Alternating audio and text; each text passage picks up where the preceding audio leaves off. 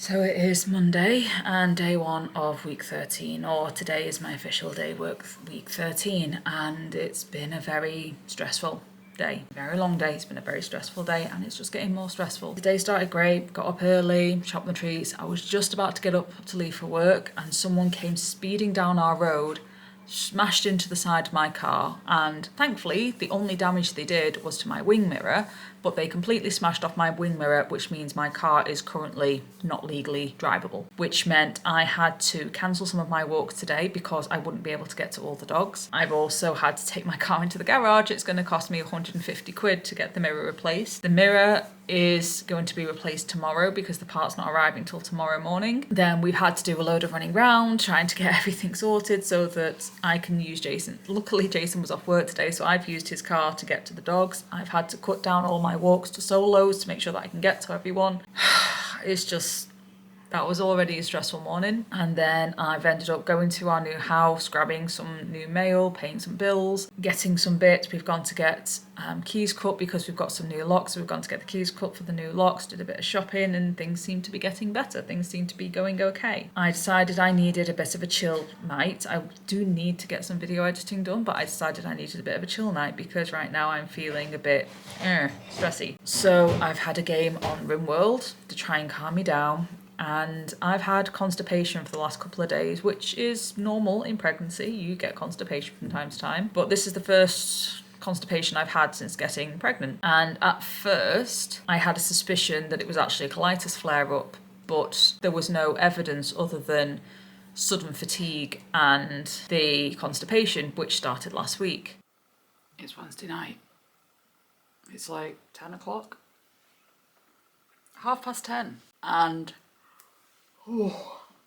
the sheer wave of exhaustion that hit me. I've only experienced that level of exhaustion when my anemia is flaring up, and I know from the doctors or from my recent midwife appointment that my anemia isn't flaring up right now. My anemia is not an issue. So we are on week 12, day 3, and I still want to sleep. I slept so much yesterday.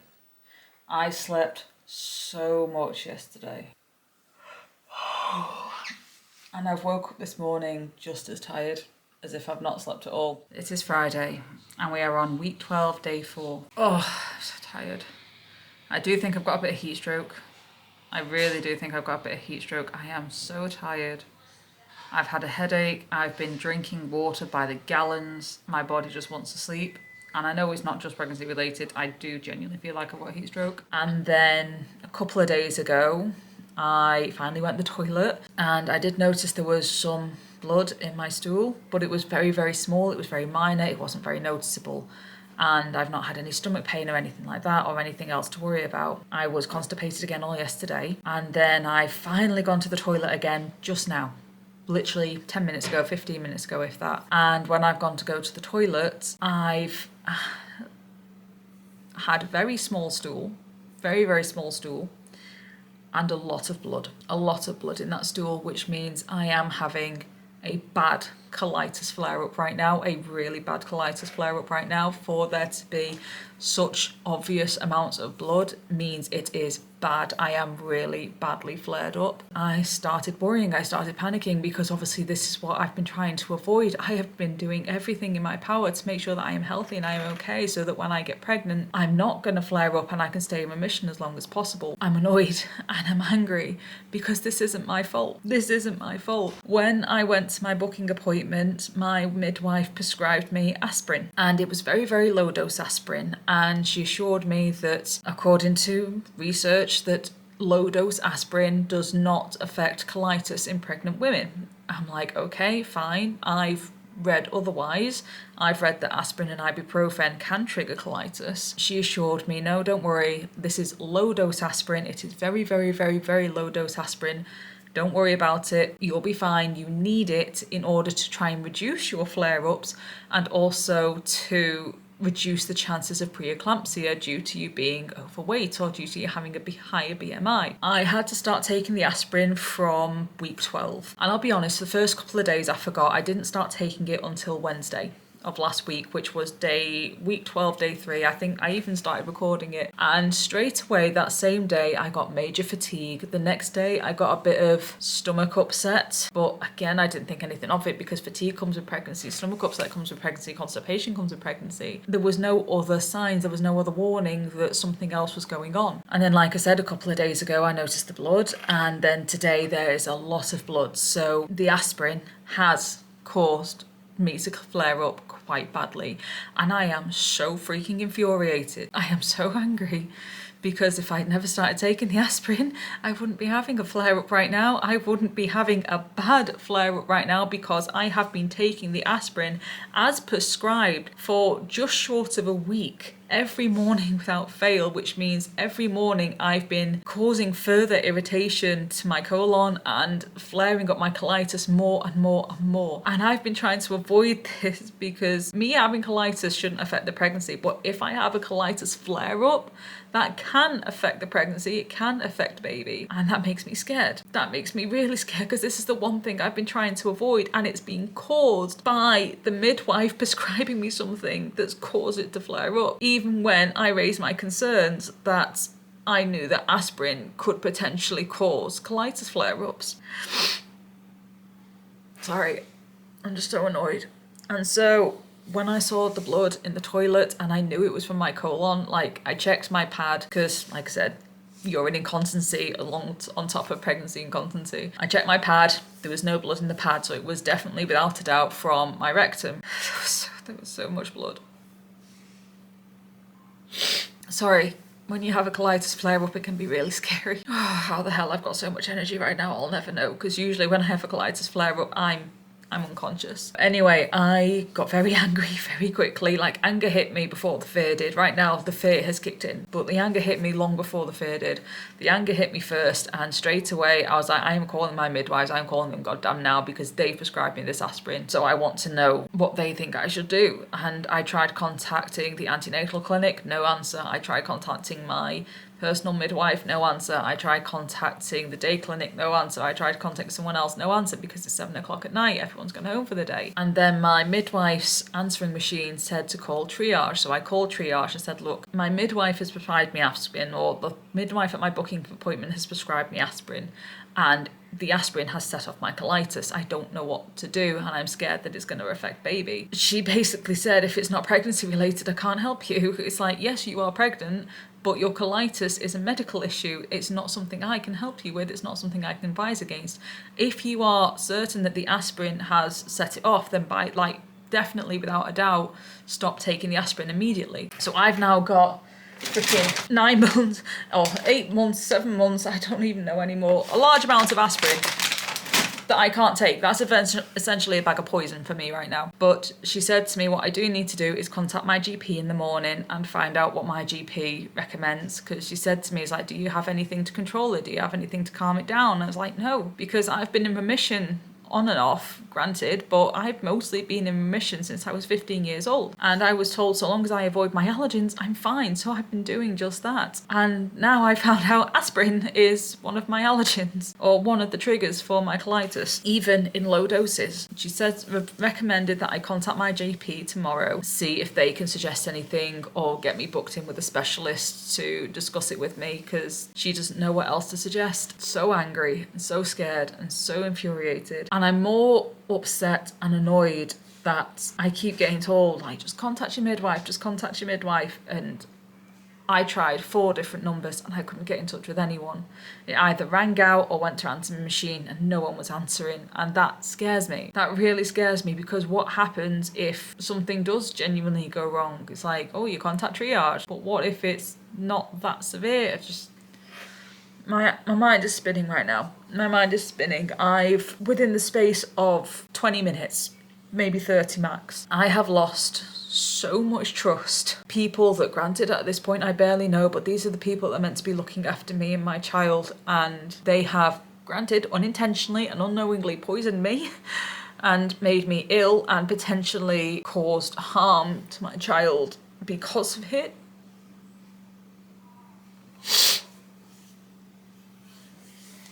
And then trying to contact him and no one's picking up, no one's answering. I'm a mess.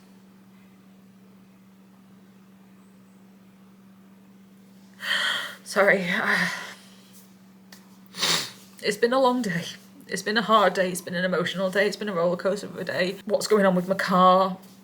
The fact that I've had to cancel more walks and my finances are non-existent right now, and then on top of that having to fork out to get my car fixed, which makes my finances even lower when I'm barely earning as it is because of all the cancellations I've had to make from the heat waves and now because of this. And then now my colitis flaring up because of the aspirin. I'm scared.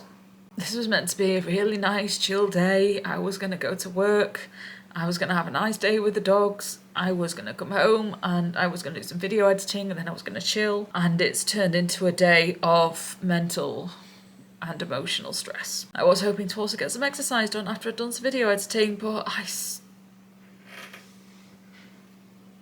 I'm not even in a good headspace right now.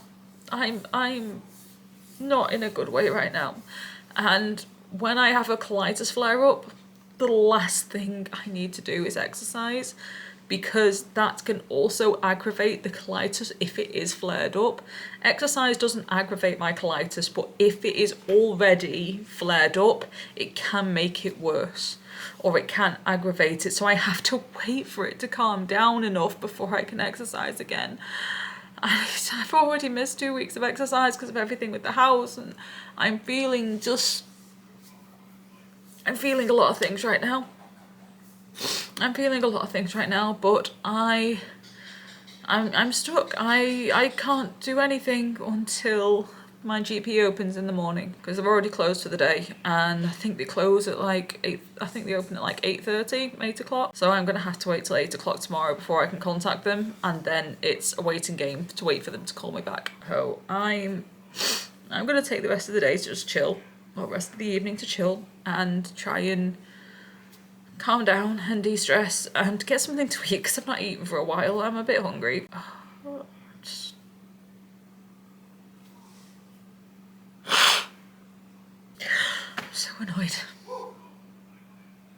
I'm so annoyed and I'm so upset. So it's still the evening of week 13, day 1. Week 13, day 0, technically. I've calmed down a lot from my episode earlier after all the stress. I've got a lot of aching in my stomach right now, in my back especially, where my colon sits, and even breathing is quite painful at the minute because it causes my rib cages to expand, which then puts pressure on my colon, which just, I can't even explain the pain that you feel when this happens. You basically constantly ache. You constantly ache or in pain or just get random stabbing pains here and again. It's a nightmare.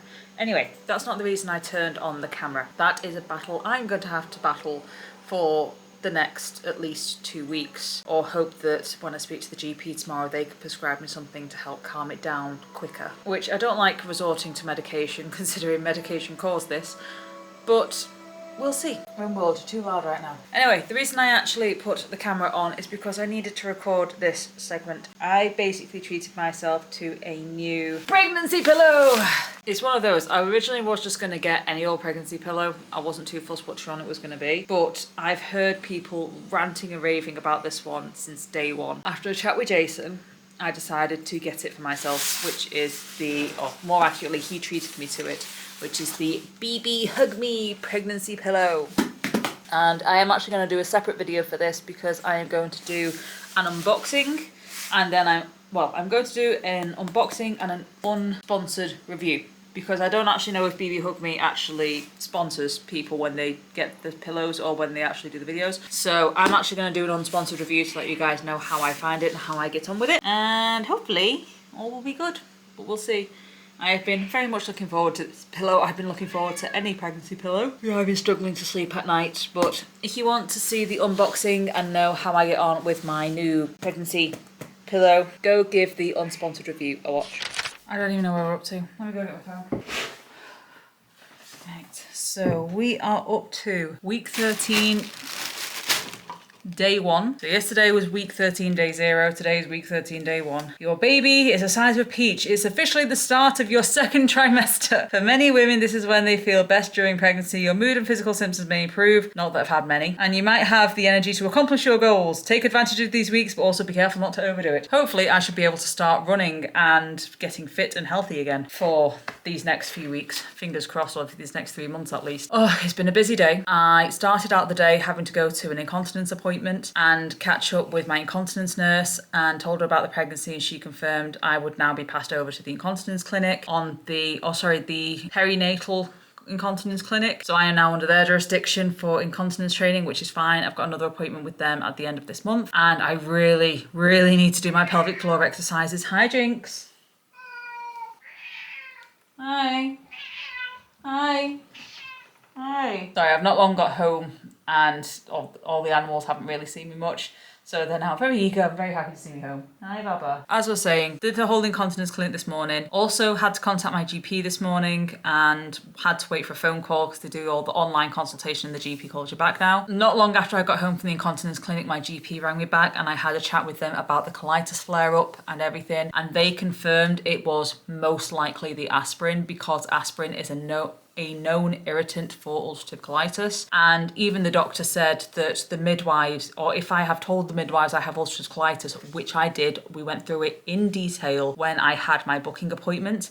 She said, knowing that you have ulcerative colitis, they should have never prescribed you aspirin, even if it was as a preventative measure for preeclampsia and to try and ward off any inflammatory problems, because fortunately, while they do give it to people with autoimmune diseases, it is a known irritant of ulcerative colitis. Ulcerative colitis and Crohn's disease is the one autoimmune disease, or inflammatory bowel disease in general, is the one autoimmune disease you should not give people, or you should not give aspirin to. So the midwives messed up there, which was a problem. And I'll be honest, knowing that the midwives should have known this, and the fact that I did raise my concerns with the midwives and they told me that everything will be fine, the fact that I tried to ring 4, maybe even 5 numbers yesterday and ended up having to ring triage just to get an answer from someone, only to be then referred to my GP the next day, and then for my GP to turn around and say, well, first of all, they shouldn't have referred you to me. This needs to be dealt with by your midwife because your midwife prescribed the aspirin. However, you do need to have a chat with your midwife about this because this is a problem. Stop taking the aspirin immediately. I feel like I'm not wording my words correctly at the moment, but stop taking the aspirin immediately and basically have a good chat with your midwife and make sure that it is on your maternity notes that aspirin and ibuprofen are not to be given to you under any circumstances because of your colitis, and it is one of the triggers for your colitis. So that is going to be a fun chat I have with my midwife at the end of this month, because apparently triage should not have been referring me to my GP. It should have all gone through my midwife, but I couldn't physically get in touch with my midwife or any midwives last night, which was a nightmare. And I'll be honest, with the whole mess up with the aspirin, they apparently should know that aspirin is an irritant of ulcerative colitis and should not have recommended it to me or not prescribed it to me under any circumstances, regardless if it was a preventative measure. And even then, the preventative measure is a preventative measure. They have no way of knowing if I'll ever develop preeclampsia. There is a chance I will develop it because of the fact that I'm overweight, but there's no guarantees. I could go this entire pregnancy and not develop preeclampsia, regardless if I have aspirin or not. I could develop preeclampsia, we just don't know. But there's no point in giving me a preventative medication that will potentially trigger my autoimmune disease on a, what's the word I was just using? Preemptive measure. So the doctor said to me, or my GP said to me, stop taking the aspirin because at the moment the cons are severely outweighing the pros. If there's no history of preeclampsia in your family, we now know that aspirin is an irritant to your colitis. Do not take it. We need to wipe that off your record. Thankfully, that is now on my medical record and now needs to be updated on my maternity record, which I will have a word with my midwife. Oh, it was actually quite nice to have that chat with the doctor, I'm not gonna lie. But getting back on track and getting back off my rant, now knowing that the midwife should have known that about my colitis, and the fact that I did tell them, we went through it in detail, and the fact that they should have known that and they should have not prescribed me aspirin just in case it did trigger my colitis, but they felt the preeclampsia was more important to try and avoid. Personally, I think the colitis is more important to avoid, considering that affects my entire body. The flare-up itself is in my colon, but it affects my entire body in other ways. It causes anemia, it causes inflammatory arthritis, it causes severe fatigue, it can cause baby to actually stop growing or stunt the growth of baby. So this is something we should be trying to avoid at all costs. The fact that they should have known that, and the fact that at 6 o'clock at night, I could not get in touch with anyone. None of the phone numbers were working. All of them either rang out after like 15, 20 minutes, or they went to answer machine. No one even picked up, it just went straight to answer machine. The fact that I had to ring triage to get any form of advice is just ridiculous. It's actually quite entertaining how in the space of 24 hours, my trust and confidence in the midwives, just from this one event, has tanked, literally tanked. And I feel horrible for saying that. I really do feel horrible for saying that. But my trust in them has tanked a long way. The fact that I couldn't get in touch with anyone last night makes me panic that if something goes wrong, I don't know who to contact. I don't know if I can contact anyone. And that makes me worry. That makes me nervous. And I've actually got quite a calm demeanour at the moment, but it does make me worry. Anyway, after my consultation with the GP, my car still wasn't ready. Apparently there had been an issue with the part. The part that came in was a manual part and I needed an electronic part. So they had to order another part in order to replace my wing mirror. And it wasn't going to be delivered until 3 p.m. So I then had to wait even longer to get my car back. So I ended up having to cancel one of my walks and reduce the others down to half an hour's to make sure that I could get to everyone in time, because all my dog harnesses and everything was in my other car. So I couldn't put the dogs in Jason's car. Then finally, I got a phone call at like 4:10 or something like that, if not later. In fact, no, I didn't even get a phone call. So I made an arrangement with Jason's mum and dad to drop me off at the garage at around 4:30 in the hopes that my car would be ready by then, because they close at 5. And sure enough, as soon as I walked through the door at 4:30, they said, your car has just this second been finished. We were about to call you. So I was like, thank God, because if you had called me now, I wouldn't be picking it up until tomorrow morning, because I wouldn't have been able to get here before 5 o'clock. So thankfully I managed to get my car. It took them a minute to get it out of the garage because one car was blocking it in. But I finally managed to leave the garage at 5 o'clock. Now the problem is I was meant to be in Liverpool at 7 for a conversation evening. And unfortunately there was no way I was going to be able to get home, get showered, get changed and get ready to go out for 6 o'clock, because it takes me about an hour to drive to Liverpool from where I live. And there was no way I was getting home, changed, dressed and everything else in the space of an hour, and put my parrots to bed and feed my cat and everything else in between in that hour. Unfortunately, I wasn't able to, or I realised I wasn't going to be able to make it to the conversation evening. But my mum and dad live like 5 minutes away from where the garage is. So I decided, do you know what? I've not seen my mum and dad in ages. I'm going to go pay them a visit. So off I went to my mum and dad's, and I've just been there from about 5:15 until word stopped there, up until 8 o'clock. So I've been there for just short of 3 hours, having a nice chat with my mum and dad, having a catch up, having a chat about life and things going on, and things going on with my sisters, and things going on with their house and the plans they've got for it, and things that's going on with me and the baby. My mum, bless her, was so worried and so panicked for us last night. She even said she struggled to sleep because she didn't know what was going on. Basically, my dad has inflammatory bowel disease. I believe he's got Crohn's. My mum sometimes tells me he has, sometimes tells me he hasn't. I'm not too sure. But I do know my dad does have inflammatory bowel disease. I believe he's got Crohn's. But it's like me, he's been in remission for quite some time because he knows his triggers. So when she found out that the aspirin had caused a colitis flare in me last night, and knowing I'm pregnant, she, bless her, she was panicking more than I was, because she didn't know how severe my colitis flare-up was. Luckily, it was only an acute flare-up, which means it was, I want to say treatable, but according to my doctor, it can't be treated because I can't have the medication that I would need to calm it down while I'm pregnant. So I'm having to do the old-fashioned method, which is what I usually have to do when I have a flare-up, which is let it calm down of its own accord and just avoid my triggers like the plague, and be extra careful of everything I eat and consume, and triple check ingredients just to be sure. But as I said, my mum was heavily panicking when she found out I had a colitis flare-up, because my dad's flare-ups used to be so bad, doubled over in pain. And there was times when I was younger, when I first got diagnosed, when I was doubled over in pain and I had to miss days of school because it was so bad. So she was really worried because she didn't know if it was a big flare-up or a little flare-up, and she knew that I was also panicking and worried because I knew that a flare-up could affect Minion. So that was fun. That was a lot of emotional stress for her as well as myself. Oh, but thankfully everything's okay now. I'm essentially having a break again tonight from exercise. But it was a nice catch up. It was a really, really nice catch up with my mum and dad. I've not long got back home. I've just put my parrots to bed and fed my cat, and I badly need a shower. If you can't tell, I am looking horribly greasy right now. I badly, badly need a shower. But I'm going to take a break and have a rest. And I'm under orders from my doctor to rest for a couple more days while my colitis calms down, because exercise while you're having a flare-up can cause it to continue irritation and take longer to heal. So I need to rest for a couple more days. I'm not allowed to exercise for a couple more days while that heals up, which is infuriating, but it is what it is. It is what it is. Ooh. On a more positive note, some of my maternity wear finally turned up, starting with this one.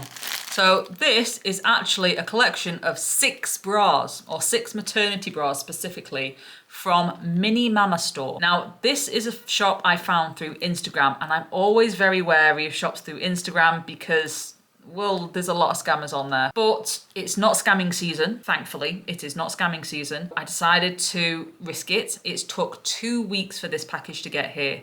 And apparently they are made and distributed from China, which, not surprising since the Chinese have announced or confirmed that a lot of the high-end brands actually make their stuff in China and then put a nice 1000% markup on the price. But these are my, hopefully, maternity bras. Yes, Jinx, I can hear you. I don't know why I'm shouting at her. She's deaf, she can't hear me.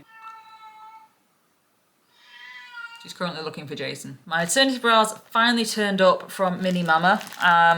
I don't know how they're going to be. I don't even know if they're going to fit. I don't know whether or not they're going to be good. But just like my maternity pillow, I am going to be doing a review of these. So if you want to see that review, you can go check that out once it is out. I will put a link in the description below, if I remember, once that video is out, so you can have a nosy to see how I get on with these. And that is it for today. Sorry, this is another chatty catch up with not much happening, but it's these last few weeks, like since finding out I'm pregnant, it's just been a roller coaster, an absolute roller coaster of one thing after another. And it's difficult to keep up with, but keeping up I am just. So I'm going to take a quick break for the rest of the night. I am going to start my video for these and do a quick unbagging and then trying them on. Probably not going to try them, probably try one on tonight, but I'll probably try the majority of them on tomorrow and then let you know how I get on with them. And hopefully they'll be semi-decent, hopefully, and not just a piece of flimsy material when my boobs sag like crazy.